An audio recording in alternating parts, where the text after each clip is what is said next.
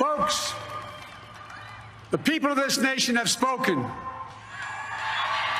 They've delivered us a clear victory, a convincing victory, a victory for we the people.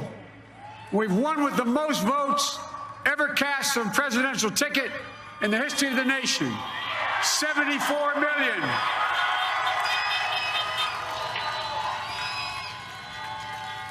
What I must admit has surprised me.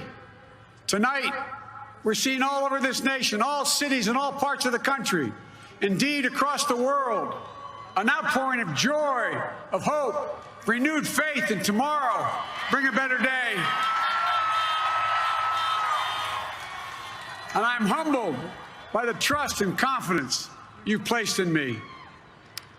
I pledge to be a president who seeks not to divide, but unify, who doesn't see red states and blue states, only sees the United States. And work with all my heart, with the confidence of the whole people, to win the confidence of all of you. And for that is what America, I believe, is about. It's about people. And that's what our administration will be all about. I sought this office to restore the soul of America, to rebuild the backbone of this nation, the middle class, and to make America respected around the world again, and to unite us here at home. It's the honor of my lifetime that so many millions of Americans have voted for that vision. And now, the work of making that vision is real. It's a task, the task of our time. Folks, as I said many times before, I'm Jill's husband. And I would not be here without her love and tireless support of Jill and my son Hunter and Ashley, my daughter, and all our grandchildren and their spouses and all our family. They're my heart. Jill's a mom, a military mom, an educator. She has dedicated her life to education. But teaching isn't just what she does, it's who she is. For American educators, this is a great day for y'all. You're going to have one of your own in the White House. And Jill's going to make a great First Lady. I'm so proud of her.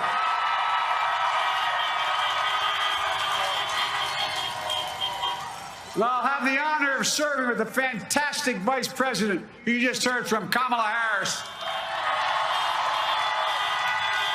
who makes history as the first woman, first black woman, the first woman from South Asian descent, the first daughter of an immigrant ever elected in this country.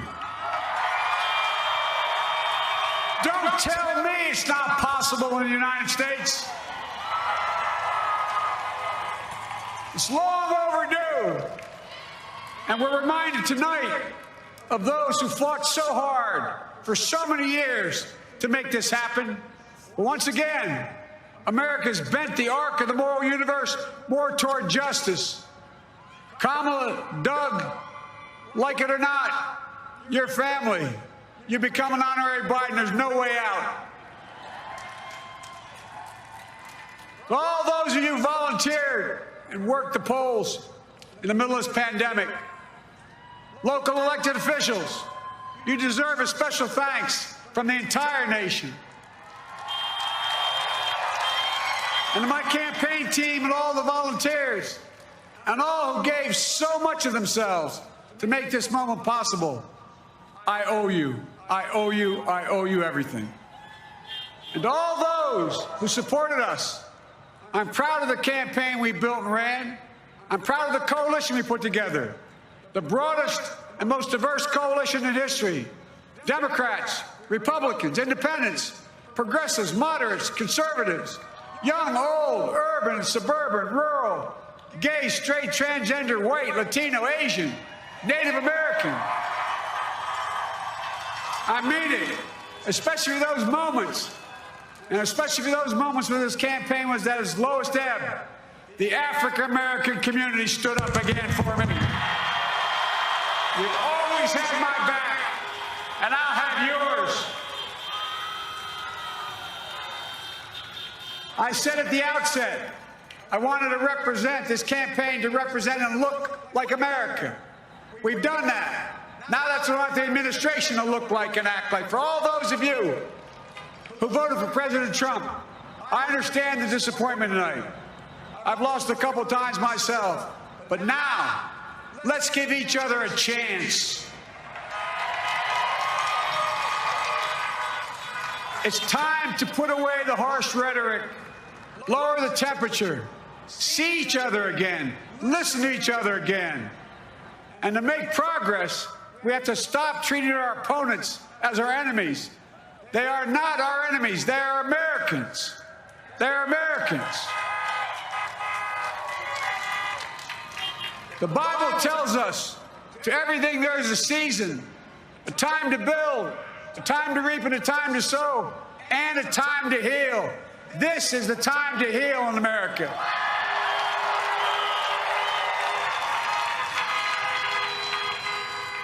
Now this campaign is over. What is the will of the people?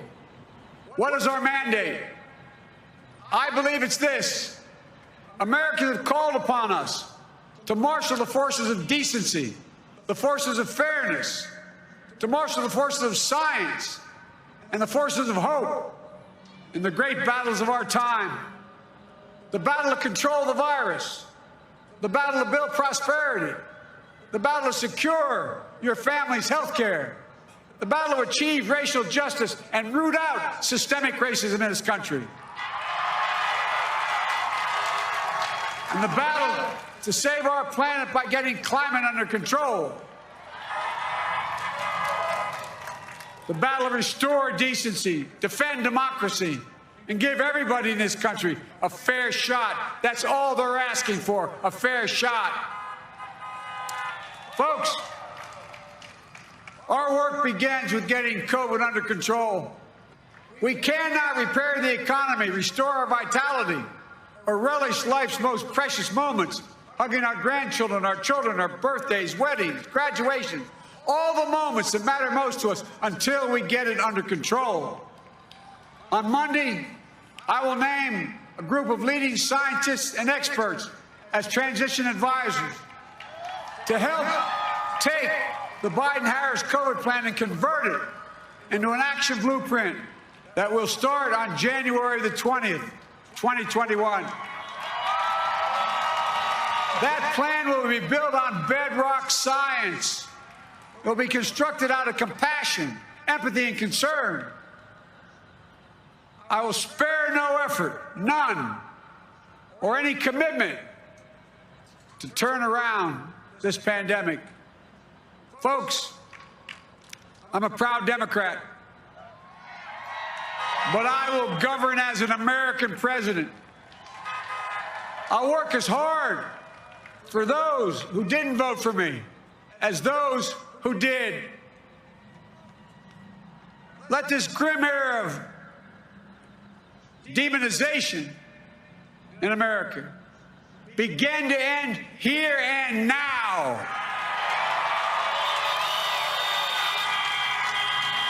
The refusal of Democrats and Republicans to cooperate with one another, it's not some mysterious force beyond our control. It's a decision, a choice we make. And if we can decide not to cooperate, then we can decide to cooperate. And I believe that this is part of the mandate given to us from the American people. They want us to cooperate in their interest. And that's the choice I'll make. And I'll call on Congress, Democrats and Republicans alike, to make that choice with me. The American story is about slow yet steadily widening the opportunities in America. And make no mistake, too many dreams have been deferred for too long. We must make the promise of the country real for everybody, no matter their race, their ethnicity, their faith, their identity, or their disability. Folks, America has always been shaped by inflection points, by moments in time where we've made hard decisions about who we are and what we want to be. Lincoln in 1860, coming to save the Union. FDR in 1932, promising a beleaguered country a new deal. JFK in 1960, pledging a new frontier. And 12 years ago, when Barack Obama made history, he told us, yes, we can. Well, folks, we stand at an inflection point. We have an opportunity to defeat despair, to build a nation of prosperity and purpose. We can do it. I know we can. I've long talked about the battle for the soul of America. We must restore the soul of America. Our nation is shaped by the constant battle between our better angels and our darkest impulses. And what presidents say in this battle matters. It's time for our better angels to prevail. Tonight, the whole world is watching America. And I believe at our best, America is a beacon for the globe. We will lead not only by the example of our power, but by the power of our example. I've always believed, many of you heard me say it, I've always believed we can define America in one word: possibilities. That in America, everyone should be given an opportunity to go as far as their dreams and God-given ability will take them. You see, I believe in the possibilities of this country. We're always looking ahead to an America that's freer and more just, ahead to an America that creates jobs with dignity and respect, ahead of America that cures diseases like cancer and Alzheimer's, ahead to an America that never leaves anyone behind, ahead of America that never gives up, never gives in. This is a great nation. It's always been a bad bet to bet against America. We're good people. This is the United States of America. And there's never been anything we've been not able to do when we've done it together. Folks, in the last days of the campaign, I began thinking about a hymn that means a lot to me and my family, particularly my deceased son, Bo. It captures the faith that sustains me, which I believe sustains America. And I hope it can provide some comfort and solace to 230,000 Americans who've lost a loved one to this terrible virus this year. My heart goes out to each and every one of you. Hopefully this hymn gives you solace as well. It goes like this: and he will raise you up on eagle's wings, bear you on the breath of dawn, and make you to shine like the sun, and hold you in the palm of his hand. And now together, on eagle's wings, we embark on the work that God and history have called upon us to do, with full hearts and steady hands, with faith in America and in each other, with love of country, a thirst for justice. Let us be the nation that we know we can be, a nation united, a nation strengthened, a nation healed.